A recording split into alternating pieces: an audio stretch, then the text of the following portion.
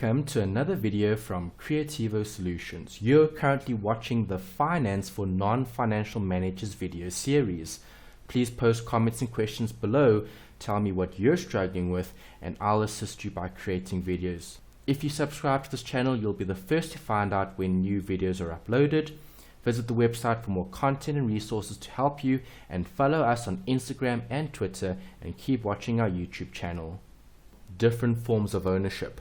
So we've looked at a sole proprietor, which one individual is running a business. We've looked at a partnership where we have two or more owning a share of the business. And now we're going to be considering what happens when a sole proprietor and a partnership want to expand and even get bigger.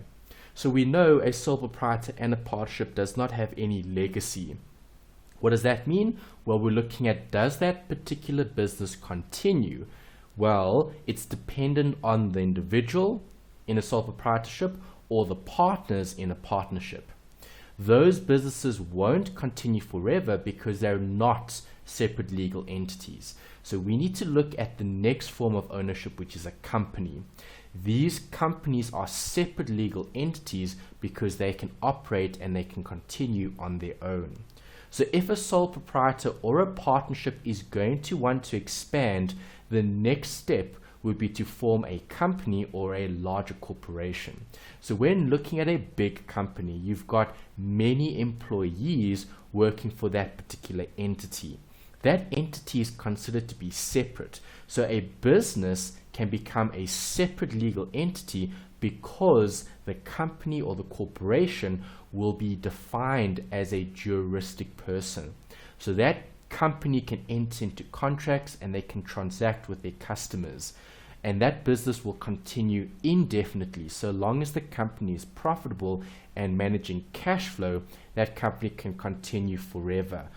And that's longer than a partnership or a sole proprietor, where a partnership and a sole proprietor is dependent on the individuals running that particular business. So when dealing with a company or a corporation, we're going to be focusing on these businesses which can either be public or private. If the company is a private company, then that company isn't listed on an exchange. We will discuss the financial markets. We'll look at primary and secondary markets in a later video. For now, we're just considering ownership is limited to a certain number of individuals, or we've got a public company whereby the shareholders are open to the public, meaning anyone from anywhere can own a share of that particular business. So when looking at a very large company, that company is going to have continuation. So we know that business is going to continue to operate in the foreseeable future, so long as they manage cash flow. If I'm looking at resources, those companies have access to a huge amount of resources, a lot more than sole proprietors and partnerships, because they can access certain financial products. They can sell shares and they can issue bonds. It all depends how big the company is. But when we're looking at a company, they have continuation and a lot more resources that they can allocate in order to continue to grow the business. There is limited liability because these companies are separate from the employees. They're separate from the shareholders. These are separate juristic persons. So the company is a juristic person, meaning it can transact in its own name. We know that the shareholders own a part of the business, and because of so many different shareholders, there's diluted ownership. So all the different shareholders each own a share or percentage of the business, and that dilutes the ownership, where management would have to consult with the board of directors and with the shareholders in general in order to approve certain plans or projects or investments going forward.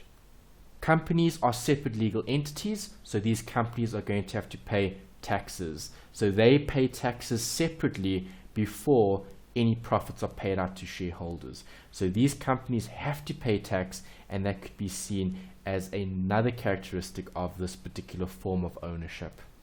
Then we've got regulation and compliance. Because you're dealing with companies, there's a lot more regulation and rules and laws that need to be followed in terms of running this particular business. So a company or a corporation needs to comply with the rule of law, and that could create more administration for that particular organization. So when looking at a company and its characteristics, we've got advantages and disadvantages for being an organization. Okay, formed as a company. The company's biggest benefit would be its limited liability and its continuation. Right, there's legacy here. These companies can last for a long time, so long as they continue to operate. If they're managing their cash flow, whether they're profitable or unprofitable, as long as their cash flow is being managed, they can continue to operate. So when looking at the disadvantages, biggest disadvantage here would be the regulation and compliance. There's a lot of regulation and compliance that needs to be met, and these companies pay separate taxes as well. So now we've gone through these three forms of ownership. We spoke about a sole proprietor, we spoke about partnerships in the previous videos, and now we've just covered companies. That concludes this video. Thank you for watching. Please post any comments and questions you have below, and subscribe to the channel to be the first to find out when new videos are uploaded. If you like the video, please hit the thumbs up button.